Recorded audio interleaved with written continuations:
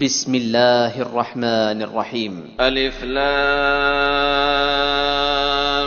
ميم. ذلك الكتاب لا ريب فيه هدى للمتقين الذين يؤمنون بالغيب ويقيمون الصلاة ومما رزقناهم ينفقون والذين يؤمنون بما أنزل إليك وما أنزل من قبلك وبالآخرة هم يوقنون أولئك على هدى من ربهم وأولئك هم المفلحون. إن الذين كفروا سواء عليهم أأنذرتهم أم لم تنذرهم لا يؤمنون ختم الله على قلوبهم وعلى سمعهم وعلى أبصارهم غشاوة ولهم عذاب عظيم. ومن الناس من يقول آمنا بالله وباليوم الآخر وما هم بمؤمنين يخادعون الله والذين آمنوا وما يخدعون إلا أنفسهم وما يشعرون. في قلوبهم مرض فزادهم الله مرضا ولهم عذاب أليم بما كانوا يكذبون.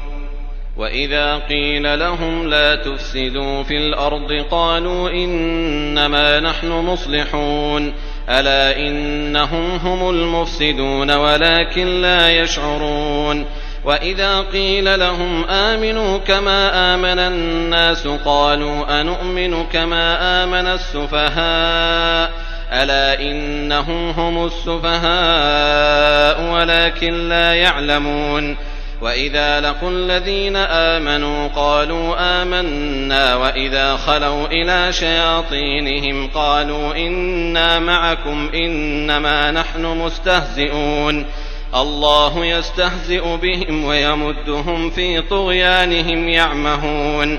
أولئك الذين اشتروا الضلالة بالهدى فما ربحت تجارتهم وما كانوا مهتدين. مثلهم كمثل الذي استوقد نارا فلما أضاءت ما حوله ذهب الله بنورهم وتركهم في ظلمات لا يبصرون صم بكم عمي فهم لا يرجعون. أو كصيب من السماء فيه ظلمات ورعد وبرق يجعلون أصابعهم في آذانهم من الصواعق حذر الموت والله محيط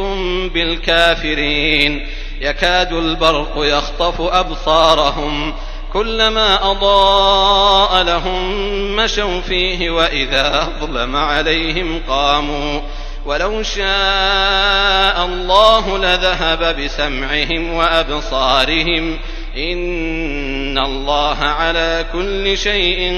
قدير. يا أيها الناس اعبدوا ربكم الذي خلقكم والذين من قبلكم لعلكم تتقون الذي جعل لكم الأرض فراشا والسماء بناء وأنزل من السماء ماء فأخرج به من الثمرات رزقا لكم فلا تجعلوا لله أندادا وأنتم تعلمون. وإن كنتم في ريب مما نزلنا على عبدنا فأتوا بسورة من مثله وادعوا شهداءكم من دون الله إن كنتم صادقين فإن لم تفعلوا ولن تفعلوا فاتقوا النار التي وقودها الناس والحجارة أعدت للكافرين. وبشر الذين آمنوا وعملوا الصالحات أن لهم جنات تجري من تحتها الأنهار كلما رزقوا منها من ثمرة رزقا قالوا هذا الذي رزقنا من قبل وأتوا به متشابها ولهم فيها أزواج مطهرة وهم فيها خالدون. إن الله لا يستحيي أن يضرب مثلا ما بعوضة فما فوقها فأما الذين آمنوا فيعلمون أنه الحق من ربهم وأما الذين كفروا فيقولون ماذا أراد الله بهذا مثلا يضل به كثيرا ويهدي به كثيرا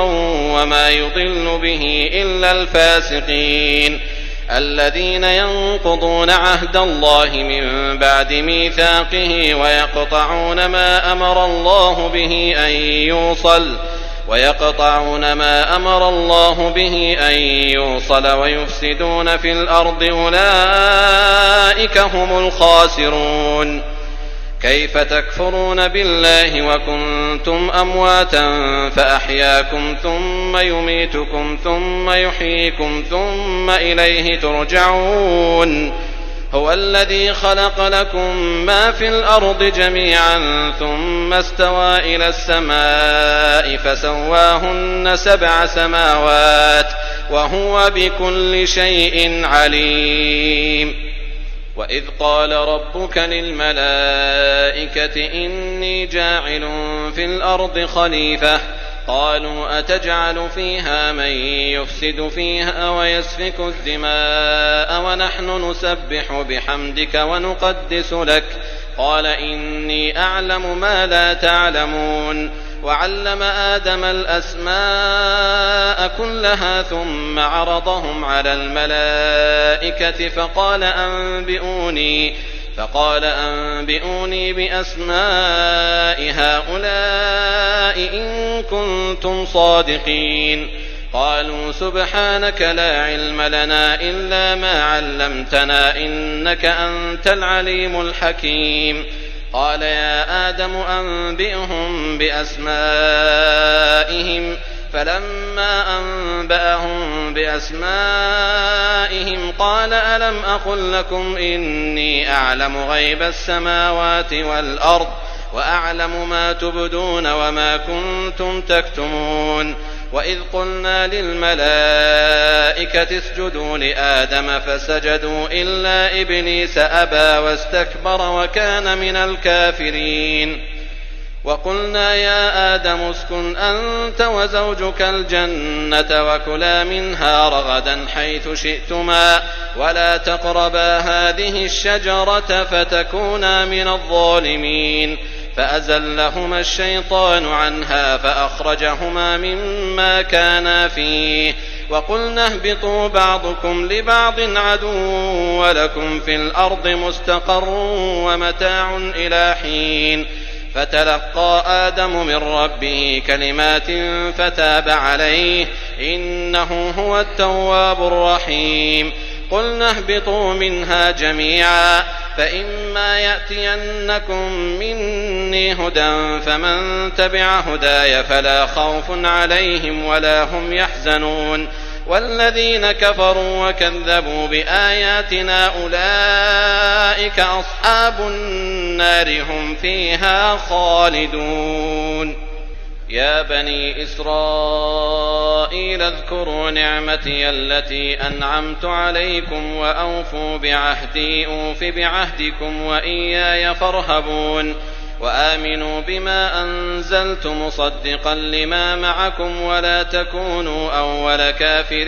به ولا تشتروا بآياتي ثمنا قليلا وإياي فاتقون. ولا تلبسوا الحق بالباطل وتكتموا الحق وأنتم تعلمون. وأقيموا الصلاة وآتوا الزكاة واركعوا مع الراكعين. أتأمرون الناس بالبر وتنسون أنفسكم وأنتم تتلون الكتاب أفلا تعقلون. واستعينوا بالصبر والصلاة وإنها لكبيرة إلا على الخاشعين الذين يظنون أنهم ملاقو ربهم وأنهم إليه راجعون. يا بني إسرائيل اذكروا نعمتي التي أنعمت عليكم وأني فضلتكم على العالمين واتقوا يوما لا تجزي نفس عن نفس شيئا ولا يقبل منها شفاعة ولا يؤخذ منها عدل ولا هم ينصرون. وإذ نجيناكم من آل فرعون يسومونكم سوء العذاب يذبحون أبناءكم ويستحيون نساءكم وفي ذلكم بلاء من ربكم عظيم. وإذ فرقنا بكم البحر فأنجيناكم وأغرقنا آل فرعون وأنتم تنظرون. وإذ واعدنا موسى 40 ليلة ثم اتخذتم العجل من بعده وأنتم ظالمون ثم عفونا عنكم من بعد ذلك لعلكم تشكرون. وإذ آتينا موسى الكتاب والفرقان لعلكم تهتدون. وإذ قال موسى لقومه يا قوم إنكم ظلمتم أنفسكم باتخاذكم العجل فتوبوا إلى بارئكم فاقتلوا أنفسكم ذلكم خير لكم عند بارئكم فتاب عليكم إنه هو التواب الرحيم. وإذ قلتم يا موسى لن نؤمن لك حتى نرى الله جهرة فأخذتكم الصاعقة وأنتم تنظرون ثم بعثناكم من بعد موتكم لعلكم تشكرون. وظللنا عليكم الغمام وأنزلنا عليكم المن والسلوى كلوا من طيبات ما رزقناكم وما ظلمونا ولكن كانوا أنفسهم يظلمون. وإذ قلنا ادخلوا هذه القرية فكلوا منها حيث شئتم رغدا وادخلوا الباب سجدا وقولوا حطة نغفر لكم خطاياكم وسنزيد المحسنين. فبدل الذين ظلموا قولا غير الذي قيل لهم فأنزلنا على الذين ظلموا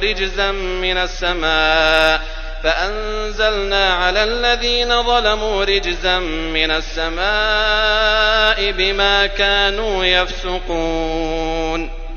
وإذ استسقى موسى لقومه فقلنا اضرب بعصاك الحجر فانفجرت منه 12 عينا قد علم كل أناس مشربهم كلوا واشربوا من رزق الله ولا تعثوا في الأرض مفسدين. وإذ قلتم يا موسى لن نصبر على طعام واحد فادع لنا ربك يخرج لنا مما تنبت الأرض من بقلها وقثائها وفومها وعدسها وبصلها قال أتستبدلون الذي هو أدنى بالذي هو خير اهبطوا مصرا فإن لكم ما سألتم وضربت عليهم الذلة والمسكنة وباءوا بغضب من الله ذلك بأنهم كانوا يكفرون بآيات الله ويقتلون النبيين بغير الحق ذلك بما عصوا وكانوا يعتدون. إن الذين آمنوا والذين هادوا والنصارى والصابئين من آمن بالله واليوم الآخر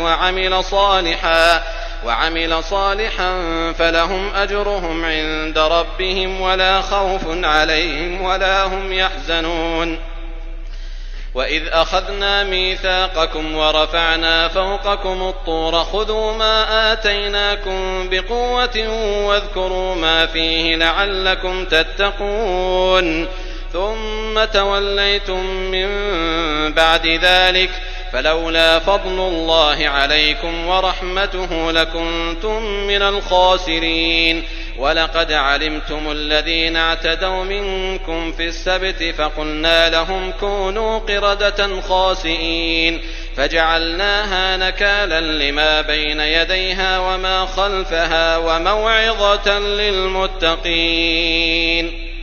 وإذ قال موسى لقومه إن الله يأمركم أن تذبحوا بقرة قالوا أتتخذنا هزوا قال أعوذ بالله أن أكون من الجاهلين.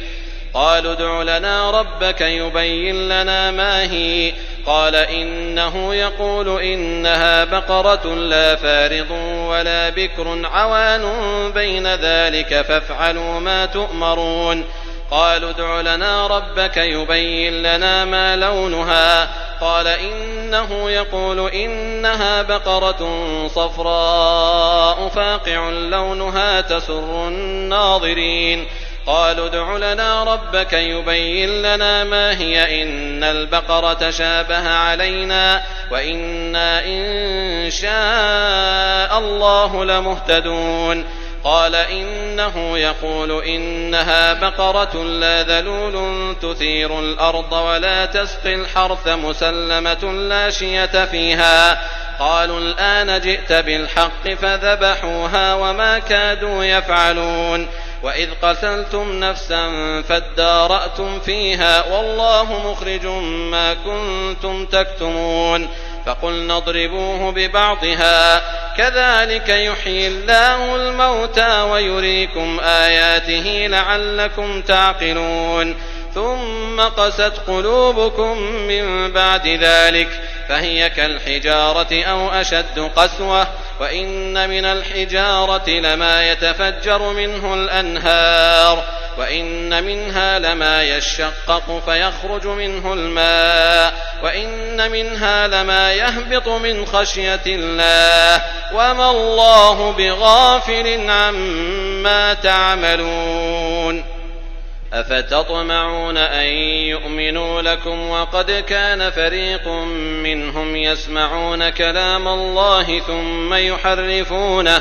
ثم يحرفونه من بعد ما عقلوه وهم يعلمون. وإذا لقوا الذين آمنوا قالوا آمنا وإذا خلا بعضهم إلى بعض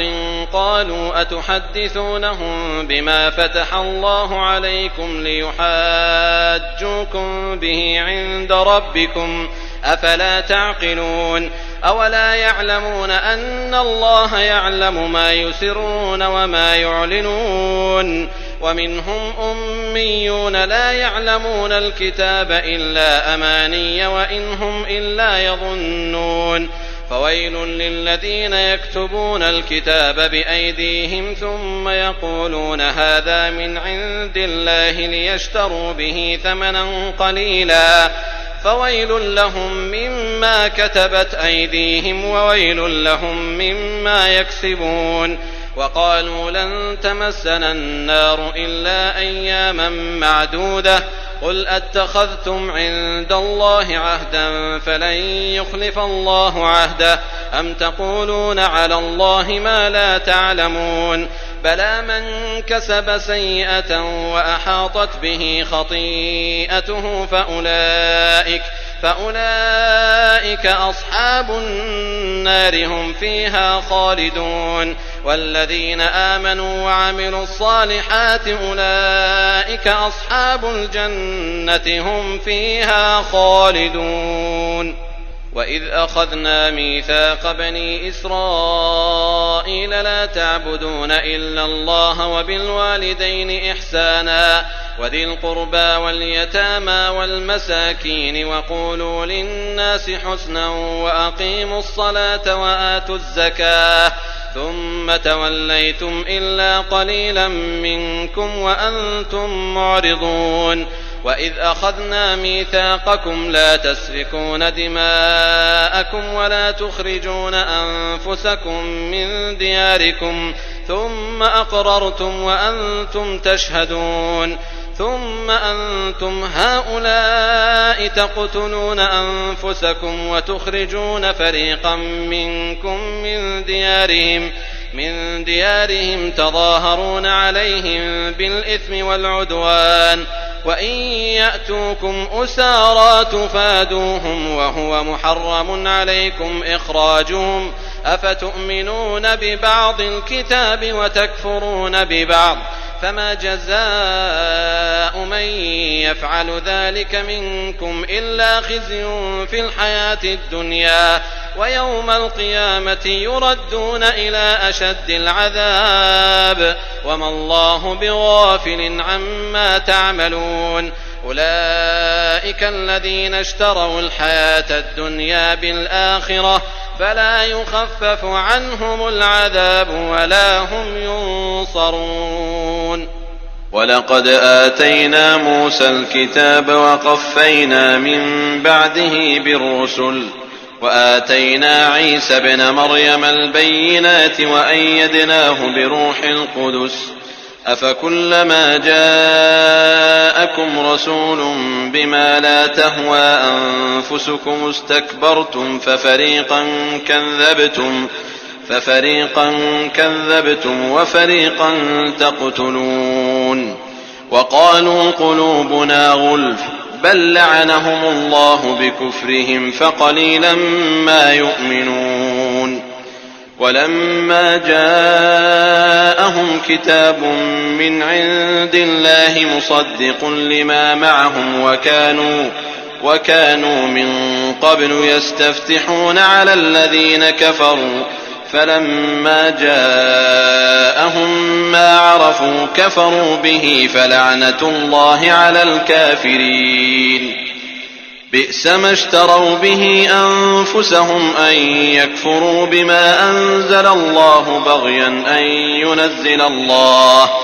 بغيا أن ينزل الله من فضله على من يشاء من عباده فباءوا بغضب على غضب وللكافرين عذاب مهين. وإذا قيل لهم آمنوا بما أنزل الله قالوا نؤمن بما أنزل علينا ويكفرون بما وراءه وهو الحق مصدقا لما معهم قل فلم تقتلون أنبياء الله من قبل إن كنتم مؤمنين ولقد جاءكم موسى بالبينات ثم اتخذتم العجل من بعده وأنتم ظالمون وإذ أخذنا ميثاقكم ورفعنا فوقكم الطور خذوا ما آتيناكم بقوة واسمعوا قالوا سمعنا وعصينا وأشربوا في قلوبهم العجل بكفرهم قل بئس ما يأمركم به إيمانكم إن كنتم مؤمنين قل إن كانت لكم الدار الآخرة عند الله خالصة من دون الناس فتمنوا الموت إن كنتم صادقين ولن يتمنوه أبدا بما قدمت أيديهم والله عليم بالظالمين ولتجدنهم أحرص الناس على حياة ومن الذين أشركوا يود أحدهم لو يعمر 1000 سنة وما هو بمزحزحه من العذاب أن يعمر والله بصير بما يعملون قل من كان عدوا لجبريل فإنه نزله على قلبك بإذن الله مصدقا لما بين يديه وهدى وبشرى للمؤمنين من كان عدوا لله وملائكته ورسله وجبريل وميكال فإن الله عدو للكافرين ولقد أنزلنا إليك آيات بينات وما يكفر بها إلا الفاسقون أوكلما عاهدوا عهدا نبذه فريق منهم بل أكثرهم لا يؤمنون ولما جاءهم رسول من عند الله مصدق لما معهم نبذ فريق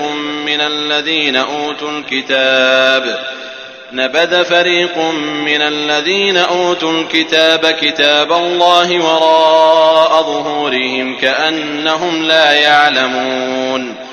واتبعوا ما تتلو الشياطين على ملك سليمان وما كفر سليمان ولكن الشياطين كفروا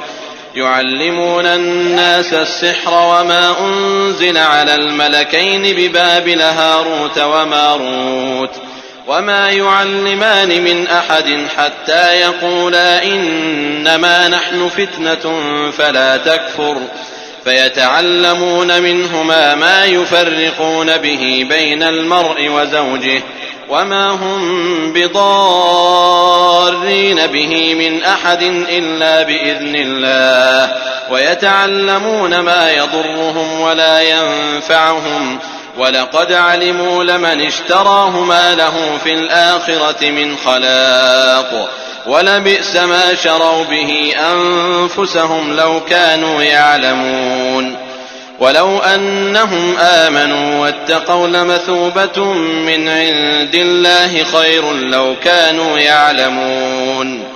يا أيها الذين آمنوا لا تقولوا راعنا وقولوا انظرنا واسمعوا وللكافرين عذاب أليم ما يود الذين كفروا من أهل الكتاب ولا المشركين أن ينزل عليكم من خير من ربكم والله يختص برحمته من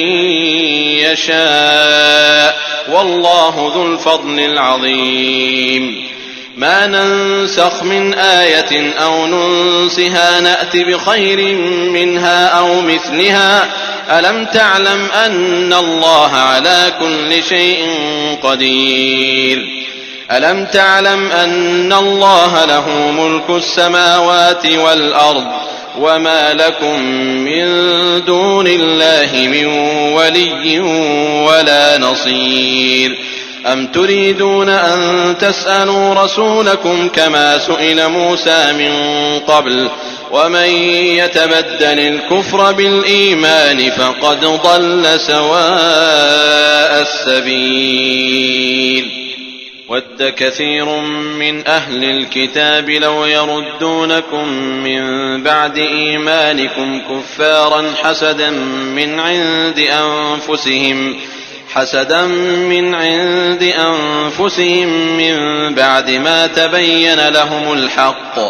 فاعفوا واصفحوا حتى يأتي الله بأمره إن الله على كل شيء قدير وأقيموا الصلاة وآتوا الزكاة وما تقدموا لأنفسكم من خير تجدوه عند الله إن الله بما تعملون بصير وقالوا لن يدخل الجنة إلا من كان هودا أو نصارى تلك أمانيهم قل هاتوا برهانكم إن كنتم صادقين بلى من أسلم وجهه لله وهو محسن فله أجره عند ربه ولا خوف عليهم ولا هم يحزنون وقالت اليهود ليست النصارى على شيء وقالت النصارى ليست اليهود على شيء وهم يتلون الكتاب كذلك قال الذين لا يعلمون مثل قولهم فالله يحكم بينهم يوم القيامة فيما كانوا فيه يختلفون ومن أظلم ممن منع مساجد الله أن يذكر فيها اسمه وسعى في خرابها أولئك ما كان لهم أن يدخلوها إلا خائفين لهم في الدنيا خزي ولهم في الآخرة عذاب عظيم ولله المشرق والمغرب فأينما تولوا فثم وجه الله إن الله واسع عليم وقالوا اتخذ الله ولدا سبحانه بل له ما في السماوات والأرض كل له قانتون بديع السماوات والأرض وإذا قضى أمرا فإنما يقول له كن فيكون وقال الذين لا يعلمون لولا يكلمنا الله أو تأتينا آية كذلك قال الذين من قبلهم مثل قولهم تشابهت قلوبهم قد بينا الآيات لقوم يوقنون إنا أرسلناك بالحق بشيرا ونذيرا ولا تسأل عن أصحاب الجحيم ولن ترضى عنك اليهود ولا النصارى حتى تتبع ملتهم قل إن هدى الله هو الهدى ولئن اتبعت أهواءهم بعد الذي جاءك من العلم ما لك من الله من ولي ولا نصير الذين آتيناهم الكتاب يتلونه حق تلاوته أولئك يؤمنون به ومن يكفر به فأولئك هم الخاسرون يا بني إسرائيل اذكروا نعمتي التي أنعمت عليكم وأني فضلتكم على العالمين واتقوا يوما لا تجزي نفس عن نفس شيئا ولا يقبل منها عدل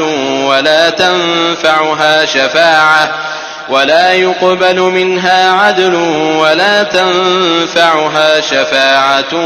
ولا هم ينصرون وإذ ابتلى إبراهيم ربه بكلمات فأتمهن قال إني جاعلك للناس إماما قال ومن ذريتي قال لا ينال عهد الظالمين وإذ جعلنا البيت مثابة للناس وأمنا واتخذوا من مقام إبراهيم مصلى وعهدنا إلى إبراهيم وإسماعيل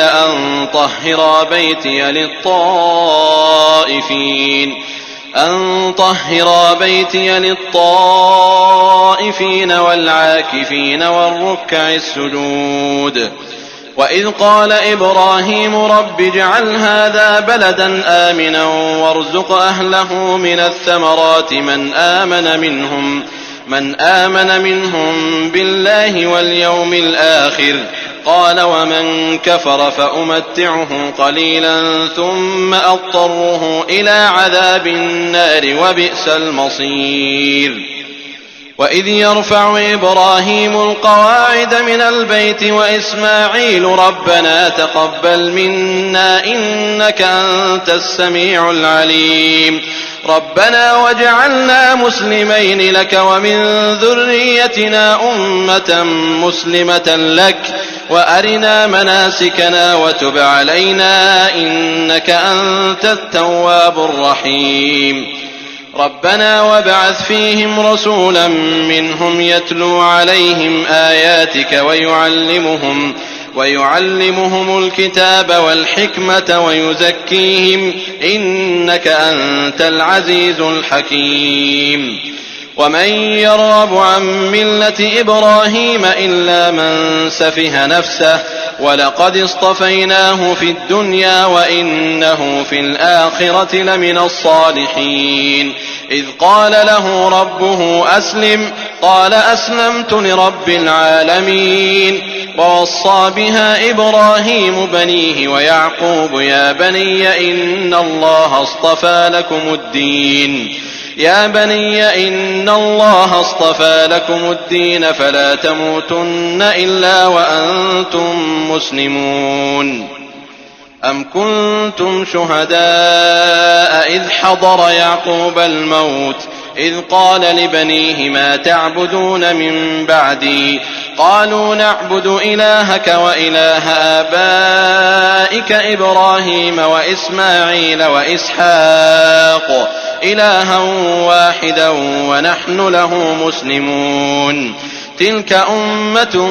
قد خلت لها ما كسبت ولكم ما كسبتم ولا تسألون عما كانوا يعملون. وقالوا كونوا هودا أو نصارى تهتدوا قل بل ملة إبراهيم حنيفا وما كان من المشركين. قولوا آمنا بالله وما أنزل إلينا وما أنزل إلى إبراهيم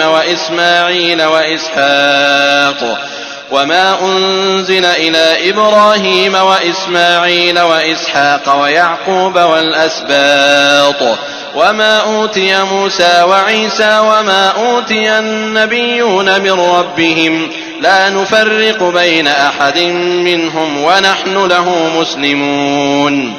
فإن آمنوا بمثل ما آمنتم به فقد اهتدوا وإن تولوا فإنما هم في شقاق فسيكفيكهم الله وهو السميع العليم. صبغة الله ومن أحسن من الله صبغة ونحن له عابدون.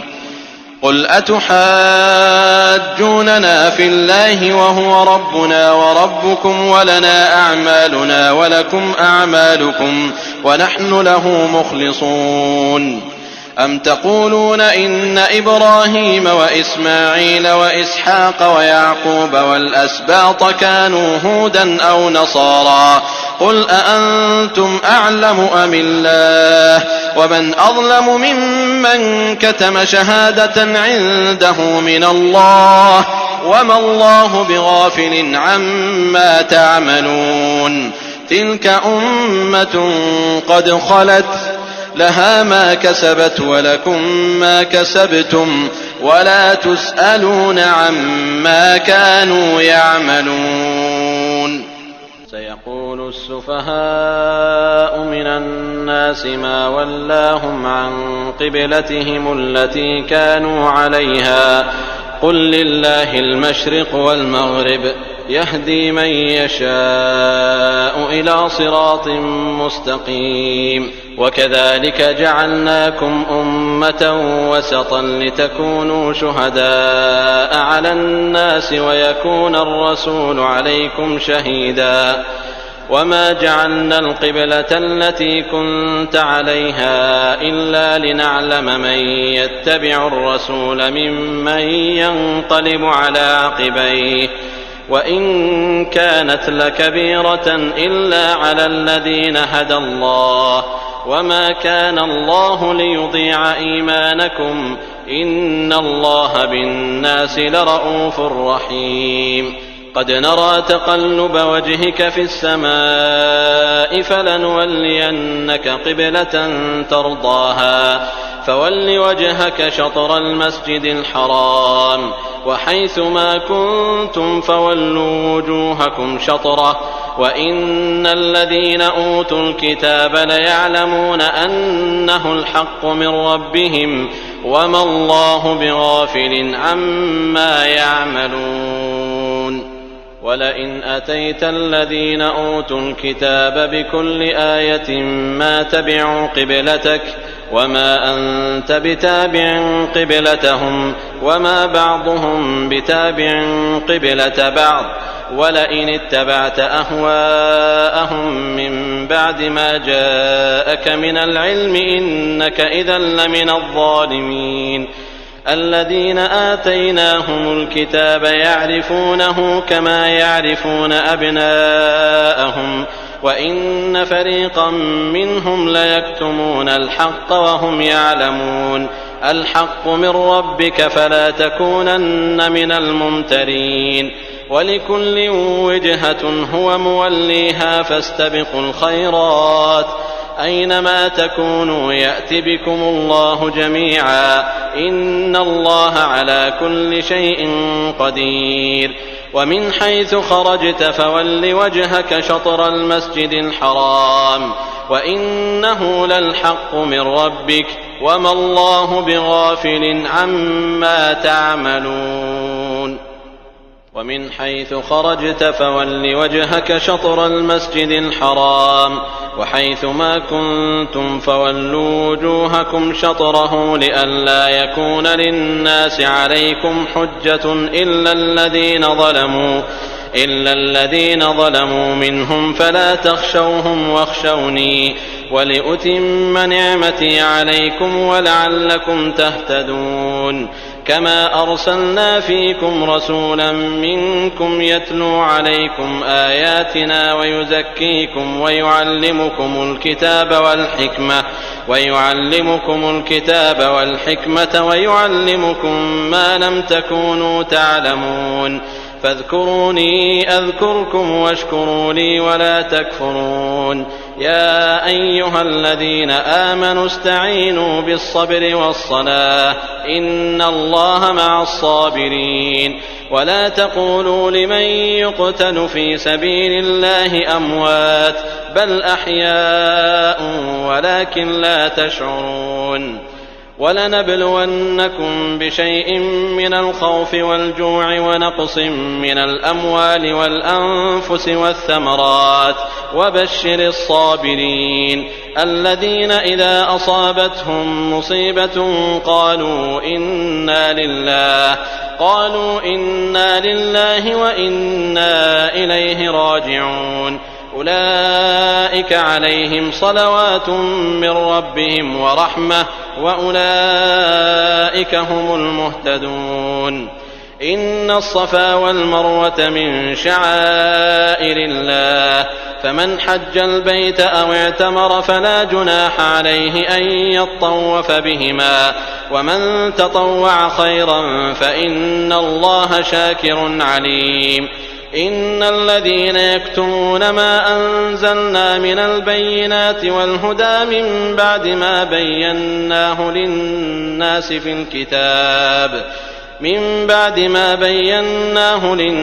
في الكتاب أولئك يلعنهم الله ويلعنهم اللاعنون إلا الذين تابوا وأصلحوا وبينوا فأولئك أتوب عليهم وأنا التواب الرحيم إن الذين كفروا وماتوا وهم كفار أولئك عليهم لعنة الله والملائكة والناس أجمعين خالدين فيها لا يخفف عنهم العذاب ولا هم ينظرون وإلهكم إله واحد لا إله إلا هو الرحمن الرحيم إن في خلق السماوات والأرض واختلاف الليل والنهار والفلك التي تجري في البحر بما ينفع الناس وما أنزل الله من السماء من ماء فأحيا به الأرض بعد موتها وبث فيها من كل دابة وتصريف الرياح والسحاب المسخر بين السماء والأرض لآيات لقوم يعقلون ومن الناس من يتخذ من دون الله أندادا يحبونهم كحب الله والذين آمنوا أشد حبا لله ولو يرى الذين ظلموا إذ يرون العذاب أن القوة لله جميعا وأن الله شديد العذاب إذ تبرأ الذين اتبعوا من الذين اتبعوا ورأوا العذاب وتقطعت بهم الأسباب وقال الذين اتبعوا لو أن لنا كرة فنتبرأ منهم كما تبرأوا منا كذلك يريهم الله أعمالهم حسرات عليهم وما هم بخارجين من النار يا أيها الناس كلوا مما في الأرض حلالا طيبا ولا تتبعوا خطوات الشيطان إنه لكم عدو مبين إنما يأمركم بالسوء والفحشاء وأن تقولوا على الله ما لا تعلمون وإذا قيل لهم اتبعوا ما أنزل الله قالوا بل نتبع ما ألفينا عليه آباءنا أولو كان آباؤهم لا يعقلون شيئا ولا يهتدون ومثل الذين كفروا كمثل الذي ينعق بما لا يسمع إلا دعاء ونداء صم بكم عمي فهم لا يعقلون يا أيها الذين آمنوا كلوا من طيبات ما رزقناكم واشكروا لله إن كنتم إياه تعبدون إنما حرم عليكم الميتة والدم ولحم الخنزير وما أهل به لغير الله فمن اضطر غير باغ ولا عاد فلا إثم عليه إن الله غفور رحيم إن الذين يكتمون ما أنزل الله من الكتاب ويشترون به ثمنا قليلا أولئك ما يأكلون في بطونهم إلا النار ولا يكلمهم الله يوم القيامة ولا يزكيهم ولهم عذاب أليم أولئك الذين اشتروا الضلالة بالهدى والعذاب بالمغفرة فما أصبرهم على النار ذلك بأن الله نزل الكتاب بالحق وإن الذين اختلفوا في الكتاب لفي شقاق بعيد ليس البر أن تولوا وجوهكم قبل المشرق والمغرب ولكن البر من آمن بالله واليوم الآخر والملائكة والكتاب والنبيين وآتى المال على حبه ذوي القربى واليتامى والمساكين وابن السبيل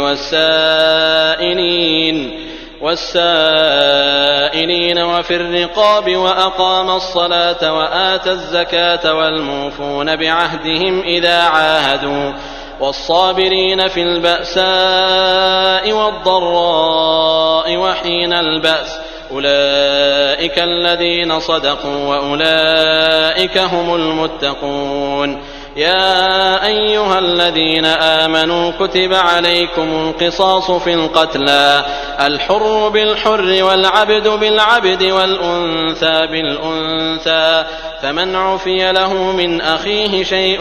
فاتباع بالمعروف وأداء إليه بإحسان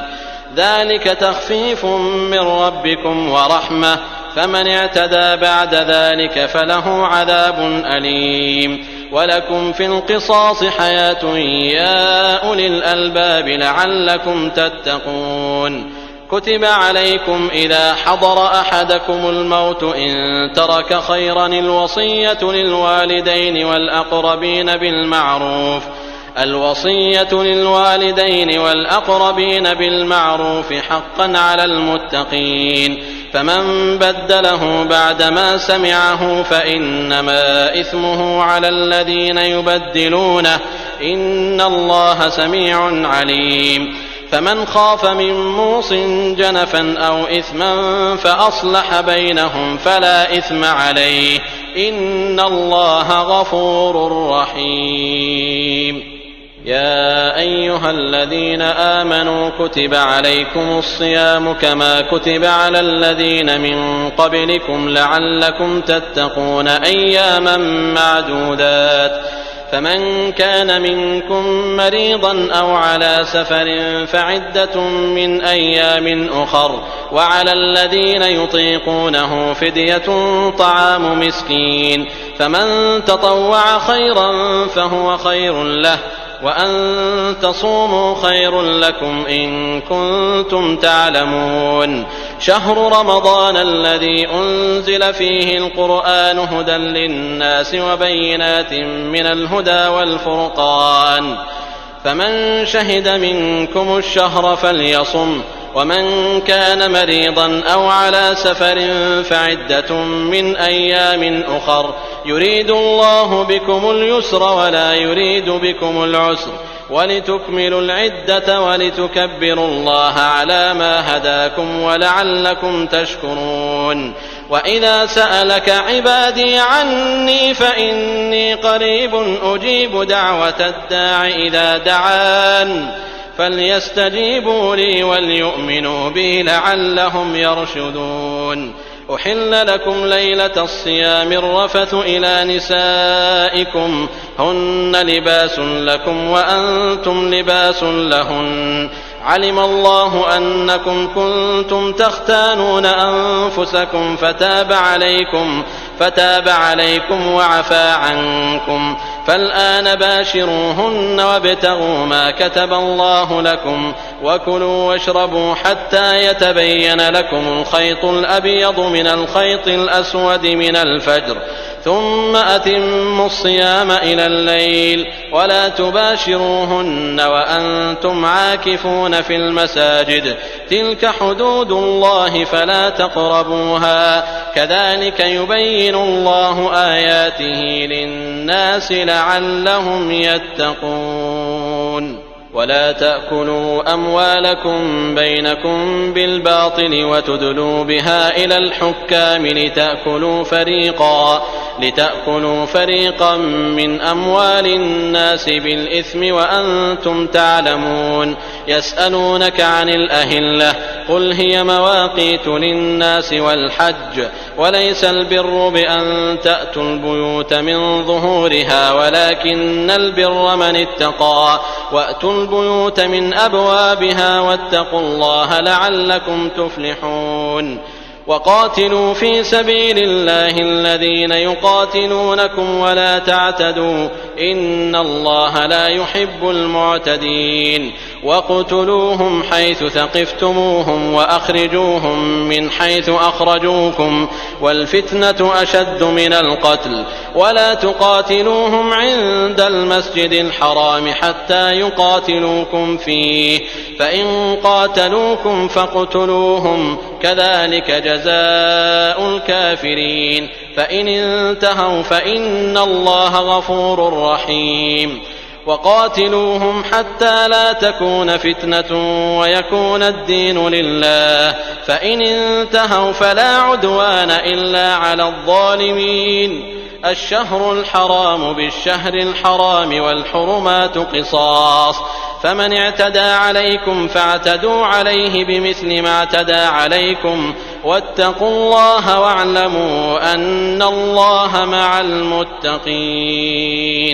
وأنفقوا في سبيل الله ولا تلقوا بأيديكم إلى التهلكة وأحسنوا، إن الله يحب المحسنين. وأتموا الحج والعمرة لله، فإن أحصرتم فما استيسر من الهدي، ولا تحلقوا رؤوسكم حتى يبلغ الهدي محله، فمن كان منكم مريضا أو به أذى من رأسه ففدية من صيام أو صدقة أو نسك،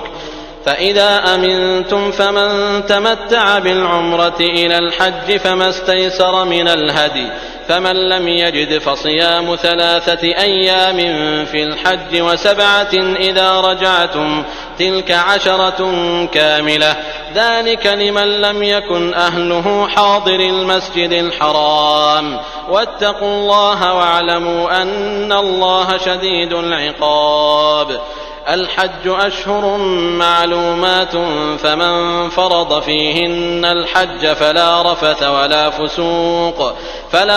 ولا فسوق ولا جدال في الحج، وما تفعلوا من خير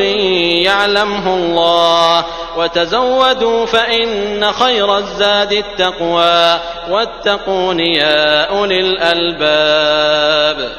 ليس عليكم جناح أن تبتغوا فضلا من ربكم، فإذا أفضتم من عرفات فاذكروا الله عند المشعر الحرام، واذكروه كما هداكم، وإن كنتم من قبله لمن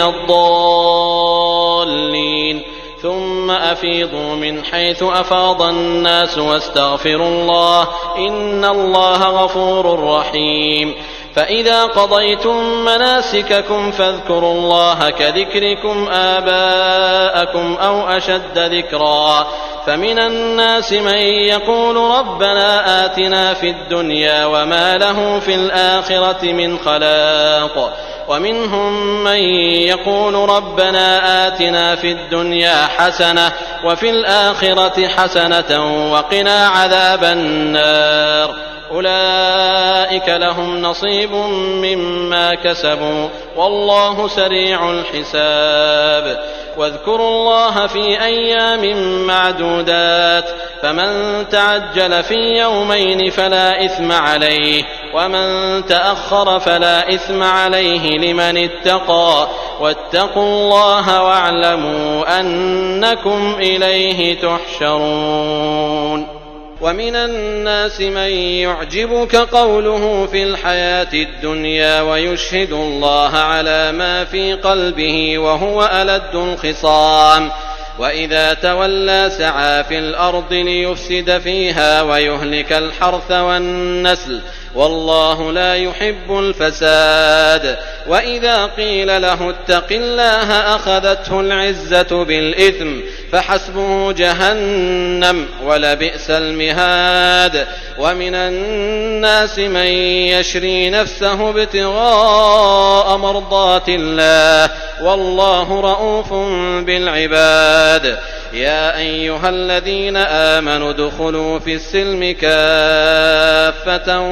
ولا تتبعوا خطوات الشيطان إنه لكم عدو مبين. فإن زللتم من بعد ما جاءتكم البينات فاعلموا أن الله عزيز حكيم. هل ينظرون إلا أن يأتيهم الله في ظلل من الغمام والملائكة وقضي الأمر وإلى الله ترجع الأمور. سل بني إسرائيل كم آتيناهم من آية بينة ومن يبدل نعمة الله من بعد ما جاءته فإن الله شديد العقاب. زين للذين كفروا الحياة الدنيا ويسخرون من الذين آمنوا والذين اتقوا فوقهم يوم القيامة والله يرزق من يشاء بغير حساب. كان الناس أمة واحدة فبعث الله النبيين مبشرين ومنذرين وأنزل معهم الكتاب بالحق ليحكم بين الناس فيما اختلفوا فيه وما اختلف فيه إلا الذين أوتوه من بعد ما جاءتهم البينات بغيا بينهم فهدى الله الذين آمنوا لما اختلفوا فيه من الحق بإذنه والله يهدي من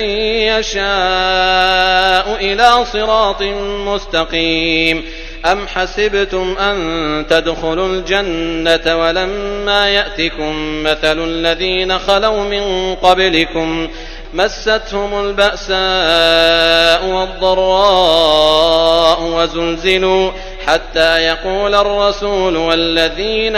آمنوا معه متى نصر الله ألا إن نصر الله قريب. يسألونك ماذا ينفقون قل ما أنفقتم من خير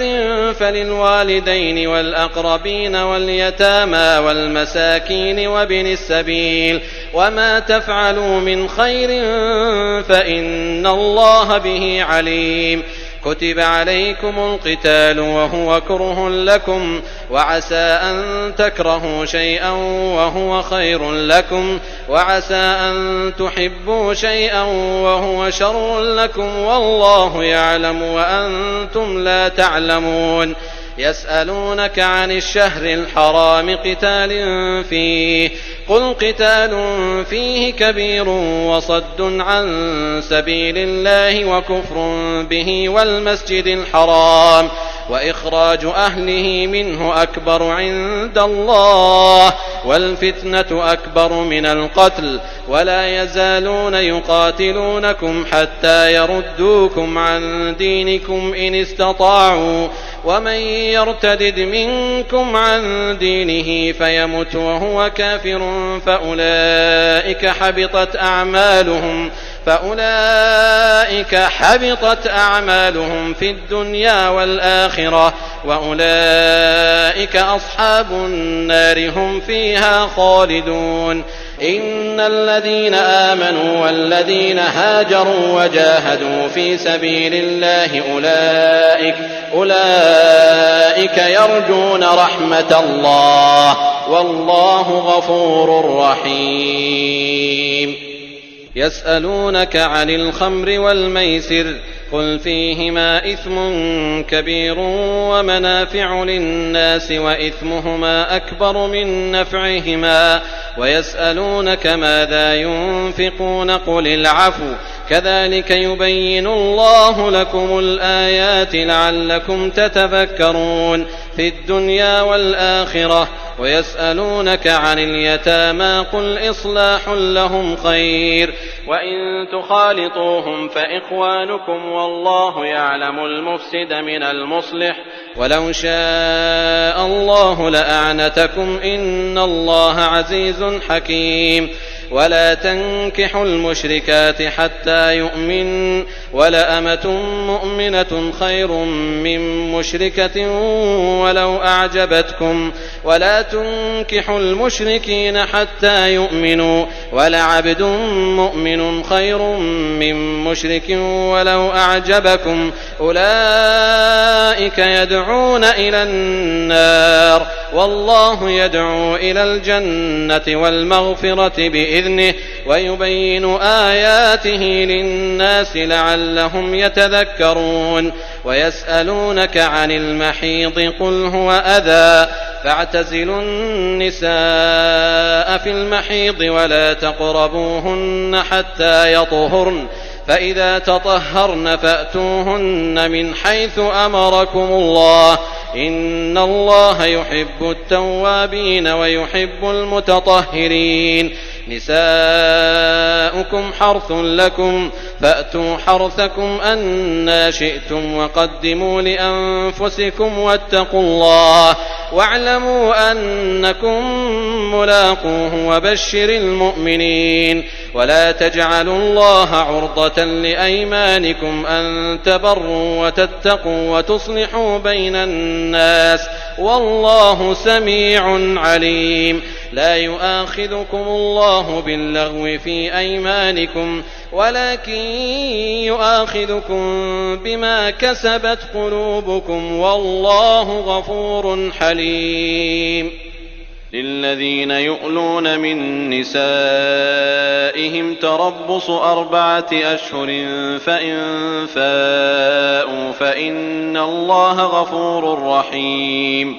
وإن عزموا الطلاق فإن الله سميع عليم. والمطلقات يتربصن بأنفسهن 3 قروء ولا يحل لهن أن يكتمن ما خلق الله في أرحامهن إن كن يؤمن بالله واليوم الآخر وبعولتهن أحق بردهن في ذلك إن أرادوا إصلاحا ولهن مثل الذي عليهن بالمعروف وللرجال عليهن درجة والله عزيز حكيم. الطلاق 2 فإمساك بمعروف أو تسريح بإحسان. ولا يحل لكم أن تأخذوا مما آتيتموهن شيئا إلا أن يخافا ألا يقيما حدود الله فإن خفتم ألا يقيما حدود الله فلا جناح عليهما فيما افتدت به تلك حدود الله فلا تعتدوها ومن يتعد حدود الله فأولئك هم الظالمون. فإن طلقها فلا تحل له من بعد حتى تنكح زوجا غيره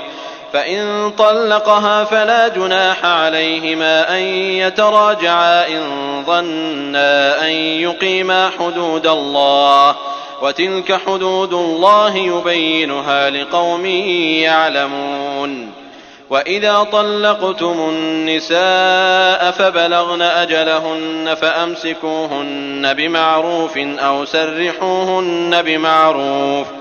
ولا تمسكوهن ضرارا لتعتدوا ومن يفعل ذلك فقد ظلم نفسه. ولا تتخذوا آيات الله هزوا واذكروا نعمة الله عليكم وما أنزل عليكم من الكتاب والحكمة يعظكم به واتقوا الله واعلموا أن الله بكل شيء عليم. وإذا طلقتم النساء فبلغن أجلهن فلا تعضلوهن أن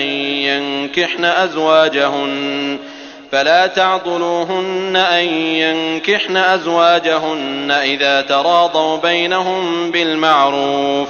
ذلك يوعظ به من كان منكم يؤمن بالله واليوم الآخر، ذلكم أزكى لكم وأطهر، والله يعلم وأنتم لا تعلمون. والوالدات يرضعن أولادهن حولين كاملين لمن أراد أن يتم الرضاعة، وعلى المولود له رزقهن وكسوتهن بالمعروف،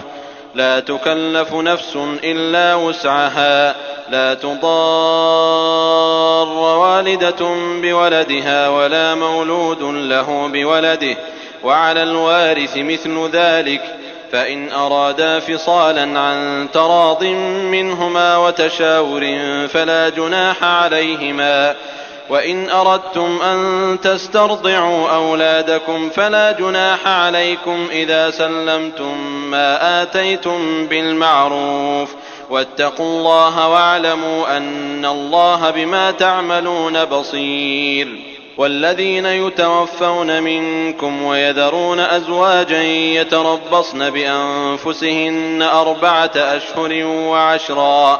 فإذا بلغن أجلهن فلا جناح عليكم فيما فعلن في أنفسهن بالمعروف، والله بما تعملون خبير. ولا جناح عليكم فيما عرضتم به من خطبة النساء أو أكننتم في أنفسكم، علم الله أنكم ستذكرونهن ولكن لا تواعدوهن سرا إلا أن تقولوا قولا معروفا،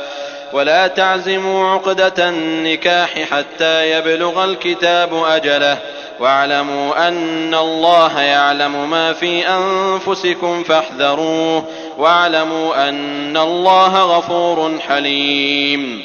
لا جناح عليكم إن طلقتم النساء ما لم تمسوهن أو تفرضوا لهن فريضة، ومتعوهن على الموسع قدره وعلى المقتر قدره متاعا بالمعروف حقا على المحسنين. وإن طلقتموهن من قبل أن تمسوهن وقد فرضتم لهن فريضة فنصف ما فرضتم إلا أن يعفون أو يعفو الذي بيده عقدة النكاح، وأن تعفوا أقرب للتقوى، ولا تنسوا الفضل بينكم، إن الله بما تعملون بصير. حافظوا على الصلوات والصلاة الوسطى وقوموا لله قانتين. فإن خفتم فرجالا أو ركبانا، فإذا أمنتم فاذكروا الله كما علمكم ما لم تكونوا تعلمون. والذين يتوفون منكم ويذرون أزواجا وصية لأزواجهم متاعا إلى الحول غير إخراج، فإن خرجن فلا جناح عليكم فيما فعلن في أنفسهن من معروف، والله عزيز حكيم. وللمطلقات متاع بالمعروف حقا على المتقين، كذلك يبين الله لكم آياته لعلكم تعقلون. ألم تر إلى الذين خرجوا من ديارهم وهم ألوف حذر الموت فقال لهم الله موتوا ثم أحياهم، إن الله لذو فضل على الناس ولكن أكثر الناس لا يشكرون. وقاتلوا في سبيل الله واعلموا أن الله سميع عليم. من ذا الذي يقرض الله قرضا حسنا فيضاعفه له أضعافا كثيرة والله يقبض ويبسط وإليه ترجعون. ألم تر إلى الملأ من بني إسرائيل من بعد موسى إذ قالوا لنبي لهم ابعث لنا ملكا نقاتل في سبيل الله قال هل عسيتم إن كتب عليكم القتال ألا تقاتلوا قالوا وما لنا ألا نقاتل في سبيل الله وقد أخرجنا من ديارنا وأبنائنا فلما كتب عليهم القتال تولوا إلا قليلا منهم والله عليم بالظالمين. وقال لهم نبيهم إن الله قد بعث لكم طالوت ملكا قالوا أنى يكون له الملك علينا ونحن أحق بالملك منه ولم يؤت سعة من المال قال إن الله اصطفاه عليكم وزاده بسطة في العلم والجسم والله يؤتي ملكه من يشاء والله واسع عليم. وقال لهم نبيهم إن آية ملكه أن يأتيكم التابوت فيه سكينة من ربكم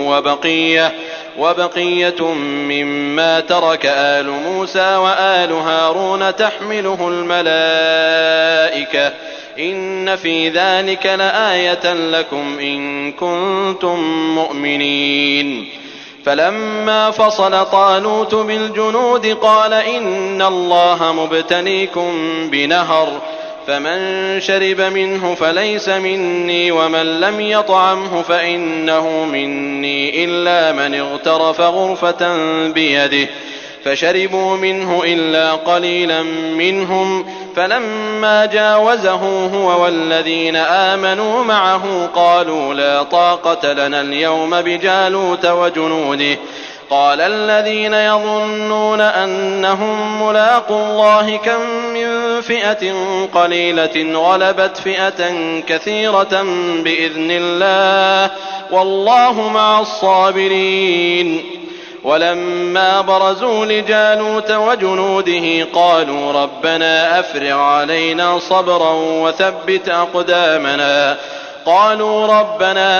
علينا صبرا وثبت أقدامنا وانصرنا على القوم الكافرين. فهزموهم بإذن الله وقتل داود جالوت وآتاه الله الملك والحكمة وعلمه مما يشاء ولولا دفع الله الناس بعضهم ببعض لفسدت الأرض ولكن الله ذو فضل على العالمين. تلك آيات الله نتلوها عليك بالحق وإنك لمن المرسلين.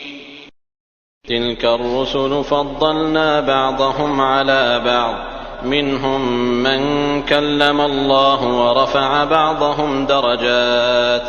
وآتينا عيسى ابن مريم البينات وأيدناه بروح القدس ولو شاء الله ما اقتتل الذين من بعدهم من بعد ما جاءتهم البينات ولكن اختلفوا فمنهم من آمن ومنهم من كفر ولو شاء الله ما اقتتلوا ولكن الله يفعل ما يريد. يا أيها الذين آمنوا أنفقوا مما رزقناكم من قبل أن يأتي يوم لا بيع فيه ولا خلة ولا شفاعة والكافرون هم الظالمون. الله لا إله إلا هو الحي القيوم لا تأخذه سنة ولا نوم له ما في السماوات وما في الأرض من ذا الذي يشفع عنده إلا بإذنه يعلم ما بين أيديهم وما خلفهم ولا يحيطون بشيء من علمه إلا بما شاء وسع كرسيه السماوات والأرض ولا يئوده حفظهما وهو العلي العظيم. لا إكراه في الدين قد تبين الرشد من الغي، فمن يكفر بالطاغوت ويؤمن بالله فقد استمسك بالعروة الوثقى لا انفصام لها والله سميع عليم. الله ولي الذين آمنوا يخرجهم من الظلمات إلى النور، والذين كفروا أولياؤهم الطاغوت يخرجونهم من النور إلى الظلمات أولئك أصحاب النار هم فيها خالدون. ألم تر إلى الذي حاج إبراهيم في ربه أن آتاه الله الملك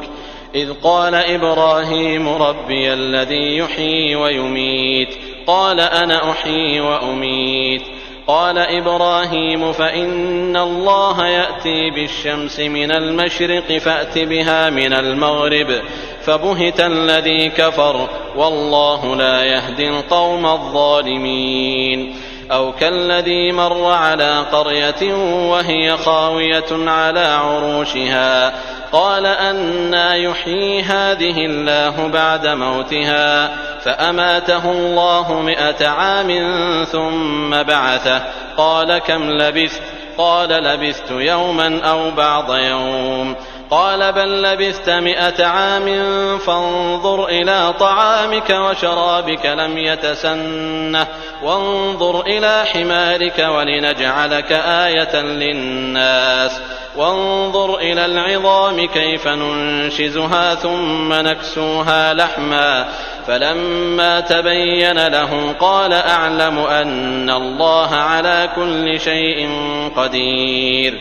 وإذ قال إبراهيم رب أرني كيف تحيي الموتى قال أولم تؤمن قال بلى ولكن ليطمئن قلبي قال فخذ 4 من الطير فصرهن إليك ثم اجعل على كل جبل منهن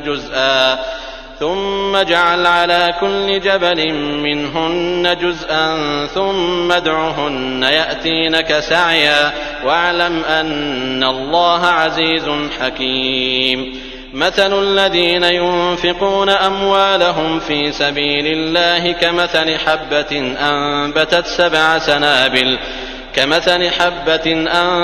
7 سنابل في كل سنبلة 100 حبة والله يضاعف لمن يشاء والله واسع عليم. الذين ينفقون أموالهم في سبيل الله ثم لا يتبعون ما أنفقوا منا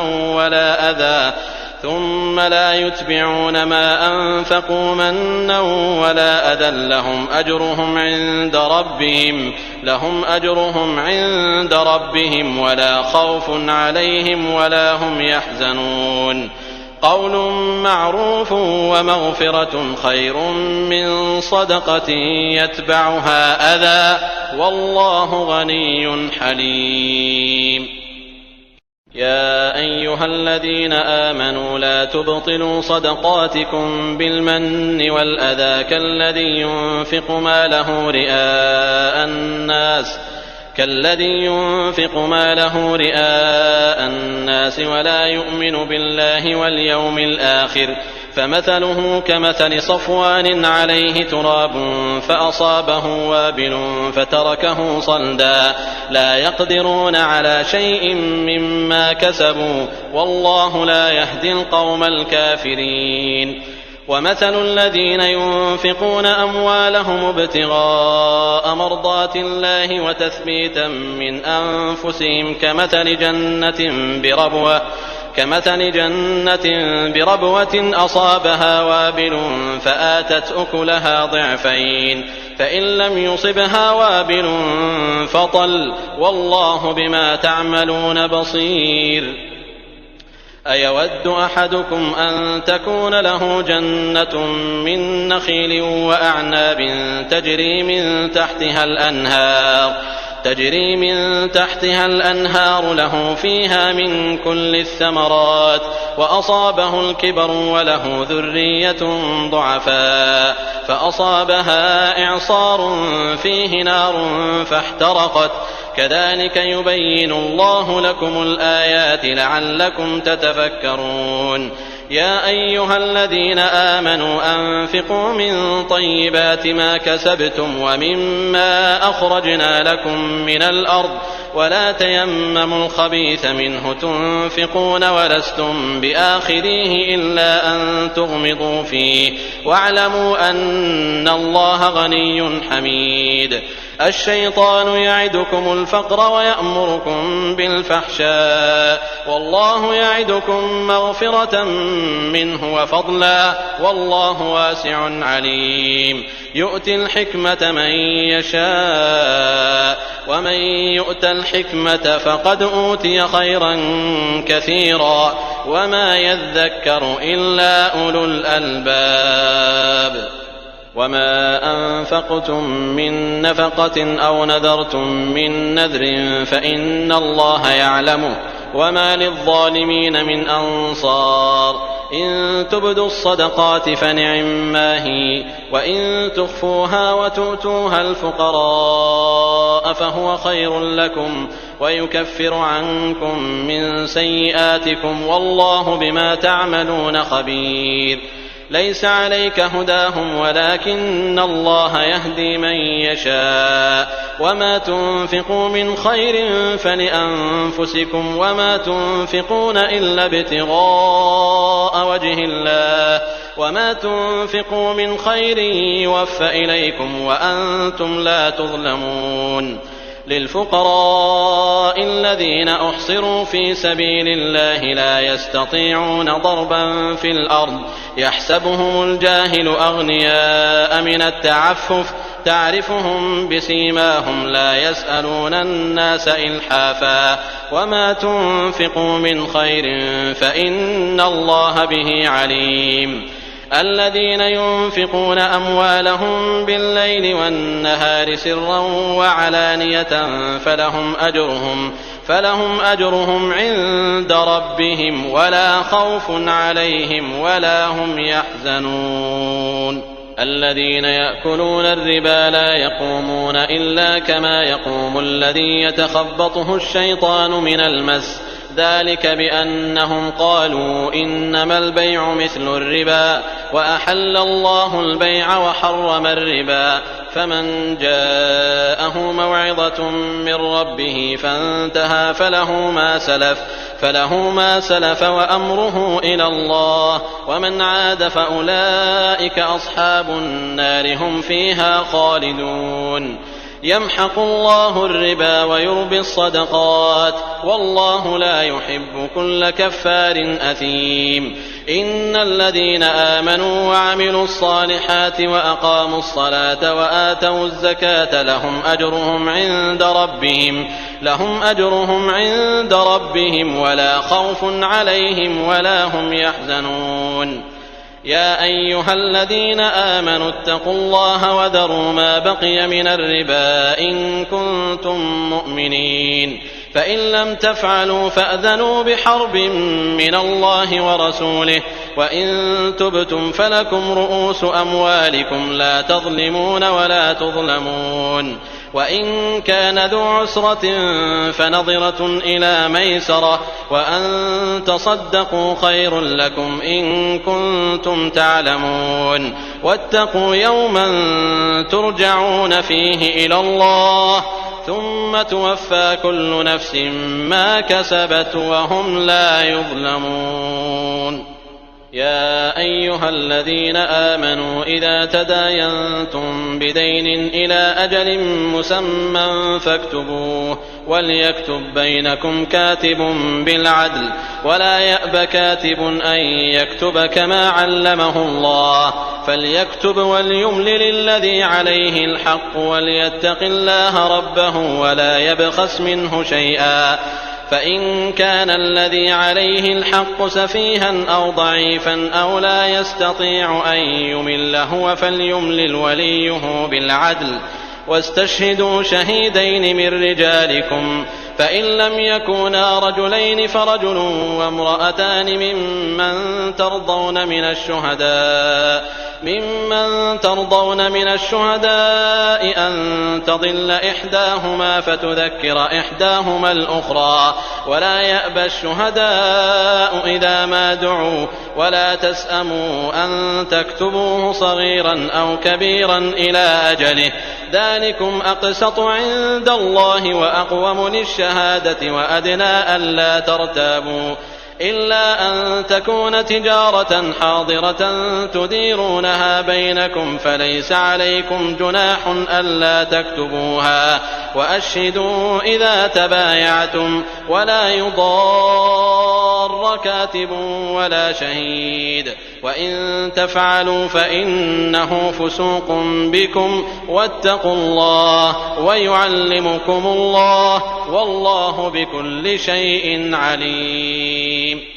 وإن كنتم على سفر ولم تجدوا كاتبا فرهان مقبوضة فإن أمن بعضكم بعضا فليؤد الذي اؤتمن أمانته وليتق الله ربه ولا تكتموا الشهادة ومن يكتمها فإنه آثم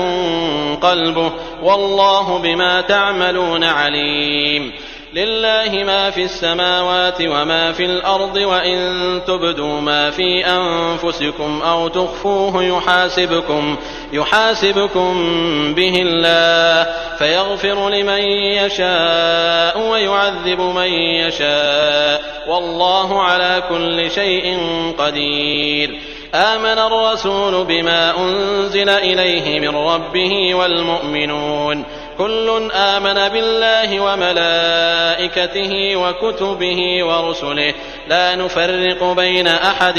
من رسله وقالوا سمعنا وأطعنا غفرانك ربنا وإليك المصير. لا يكلف الله نفسا إلا وسعها لها ما كسبت وعليها ما اكتسبت ربنا لا تؤاخذنا إن نسينا أو أخطأنا ربنا ولا تحمل علينا إصرا كما حملته على الذين من قبلنا ربنا ولا تحملنا ما لا طاقة لنا به واعف عنا واغفر لنا وارحمنا أنت مولانا فانصرنا على القوم الكافرين.